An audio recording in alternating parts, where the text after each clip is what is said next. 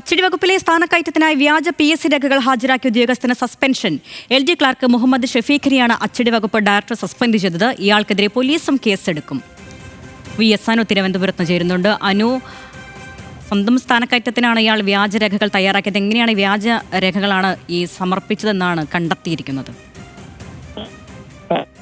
അച്ചടി വകുപ്പിലാണ് ഈ പറഞ്ഞ പോലെ സ്ഥാനക്കയറ്റത്തിന് വേണ്ടി LD ക്ലർക്കായിട്ടുള്ള മുഹമ്മദ് ഷഫീഖ് വ്യാജ PSC സർട്ടിഫിക്കറ്റുകൾ ഹാജരാക്കിയത്. ഇത് ഈ പരിശോധനയിൽ തന്നെ ഇത് വ്യാജമാണെന്ന് വകുപ്പ് തന്നെ കണ്ടെത്തുകയായിരുന്നു. ഇതേ തുടർന്ന് ഇദ്ദേഹത്തെ അച്ചടി വകുപ്പ് ഡയറക്ടർ സസ്പെൻഡ് ചെയ്യുകയും ചെയ്തു. മാത്രമല്ല, സമാനമായ രീതിയിൽ കൂടുതൽ മറ്റാരെങ്കിലും ഈ തരത്തിൽ സർട്ടിഫിക്കറ്റുകൾ സമർപ്പിച്ചിട്ടുണ്ടോ, അല്ലെങ്കിൽ ഇത് വലിയ സംഘം ഇതിൽ പ്രവർത്തിക്കുന്നുണ്ടോ എന്നടക്കമുള്ള കാര്യങ്ങൾ പരിശോധിക്കുന്നതിന് ഒരു വകുപ്പ് തല അന്വേഷണത്തിനും അച്ചടി വകുപ്പ് ഡയറക്ടർ ഉത്തരവിട്ടിട്ടുണ്ട്.